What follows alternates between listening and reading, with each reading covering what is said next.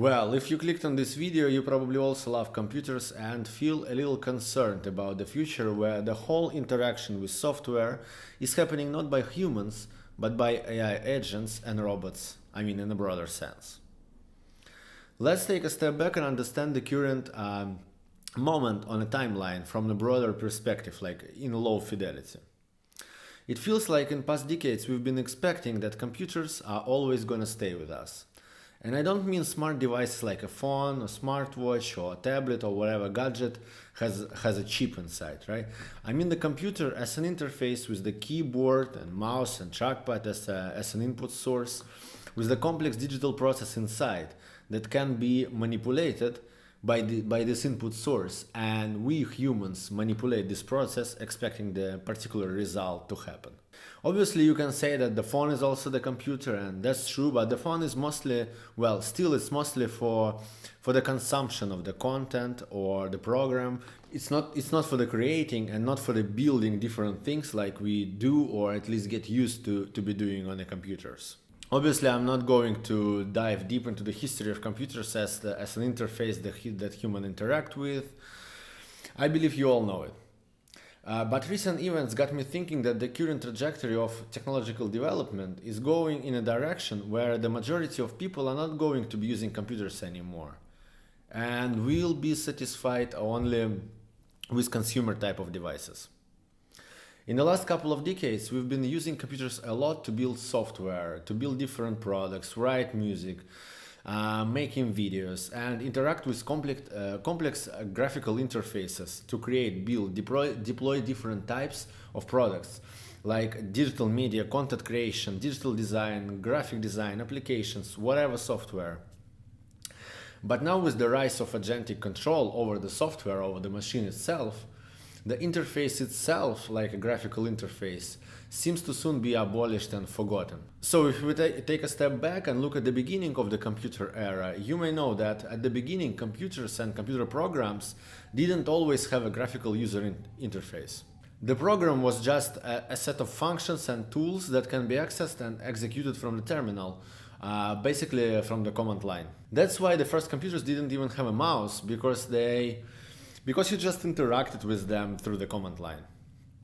And then because more and more people were joining the computer movement, if you say so, and joining the industry, people developed a mouse and graphical user interfaces for different types of users, like creators or just casual users, just to make this whole thing more accessible for general public. Basically for people who just want to get things done and even just work on a spreadsheet and calculate some numbers and do whatever simple corporate or personal task they want to achieve. But now it looks to me that those LLM tools that companies are deploying with massive venture capitalist funding are going to replace this part of the interaction between human and the machine, and the computer will not gonna be requiring the graphical interface anymore, and just the overall experience of using the computer programs will be different, because those programs will be designed for the agents, not for the humans, and therefore they will lack the need to present the functions and tools in the human accessible way.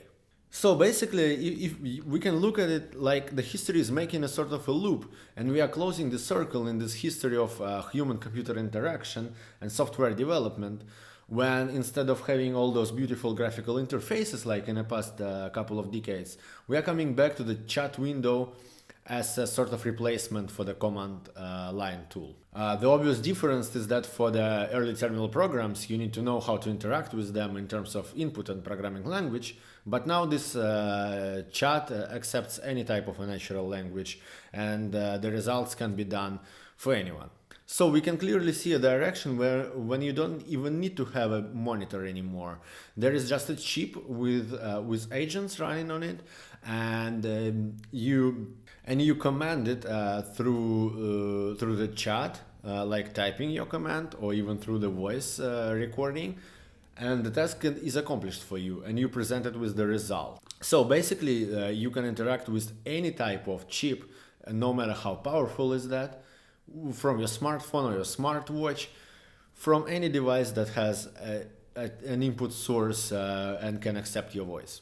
So probably we can draw a kind of dramatic picture of the future where not just computers will be excluded, but also any type of monitor devices that have displays, and they designed to display different graphic information. Because you just can talk to some type of, using some type of an input source, and the source will convert your command and send it to the chat that will perform the operation for you, so you don't need a big, beautiful thing in front of you anymore. Obviously, this is not something that I'm particularly happy about, being a design engineer and throughout my whole life being absolutely fascinated with human-computer interaction and different types of amazing things that we can do with computers, and all this beauty in software design and everything around it, just the pure aesthetic of interacting with the machine through the input source with the fingers, being basically staying in a silent, not talking to the machine, just operating this chip and this program through the power of you knowing all these shortcuts and just being in that flow. I don't want to be missing all of that. Obviously, I'm going to be missing all those interfaces and the process of making those interfaces to make it look techy or editorial or just borderline like being obsessive with the beauty of those little interactions. I'm going to be missing all of that. That's why this is not the future that I am personally looking forward to. Because in my teenage, I was more thinking about biotechnological vector of societal development, right?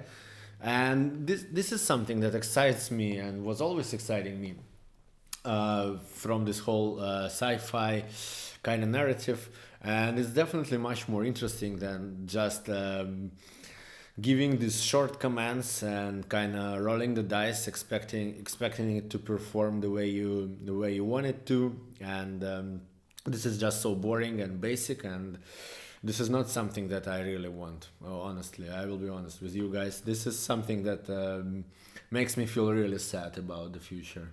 Because if we look at it that way, so those companies like Anthropic and OpenAI, they just want to take it from us. They want to take computer use from us and leave us only with a simple voice-based input source. And they control the language because they train the models on a certain subset of the language. And then we are, while interacting with these models, we learn and relearn our own language through this subset. So they want to control the language, and they want to take the human-computer interaction from us, in some sense. Basically, using their own words, they want us to delegate our intelligence to them, which, I mean, no doubt, that sounds kind of cool. But if we think about what exactly they mean by intelligence, it's just the power of pure compute, of operating the machine. By pure compute, I don't mean like a prompt processing and token generation, but also the control over how we input and how our input is translated into the program. And this is very sad because the fact is that they operate on venture capital and the bets are so high and there is so much money involved and invested. And given also the natural trajectory of society in general, I think it's almost inevitable that computers will become less and less popular in general. Same as, and we will come back to the beginning of the computer age, basically. Only professionals and those who love it will still have an ability and knowledge to operate them. So technically, when they say that the coding is solved, was a popular quote from a couple of months back, they want to say that computers in general soon will be solved. And you don't need a computer anymore, like we do it all for you. But what about people like me and probably you? I mean, I just love my computer and I'm not going to give it up to some like a weird nerd from the valley because they believe they like autocomplete language tool is now better than me in operating the machine that I own and use. It's very millennial of me to think that way, I know, but I just kind of grew up with it, and I don't want to lose it. From my early age, I was fascinated with how beautiful all this technology is, and this is the career path that I decided to take for myself. And now, when they say so much about jobs being eliminated, I don't take it that serious because I don't see the real example of it in the real world. More likely opposite, but the whole natural trajectory of all of this and the way how they push it further, this is what concerns me. And also, as I said at the beginning, the fact that more and more of my friends just don't need computers anymore. Because in my childhood, if I remember, everyone did have a computer, right? Because we didn't have a smartphones and tablets, but everyone had a computer, and I think it was really cool, and a lot of people now feel these nostalgic vibes about those time. I probably share some of them, and it makes it even more sad and yeah, to just observe this trajectory that we have now in society and this whole industry. Because let's be real, they just want us to consume, right? They just want us to keep consuming and consuming and consuming, and to stop building, stop thinking, delegate intelligence, and delegate the computer kind of human computer interaction in general for them, for their agents. And let's not confuse ourselves with different types of devices here. I mean, yeah, iPad is obviously getting more and more sophisticated and good for creative process, and I use it also a lot. But it's happening super slow, and it always will be kind of like a sidecar, not the daily driver for the building complex things.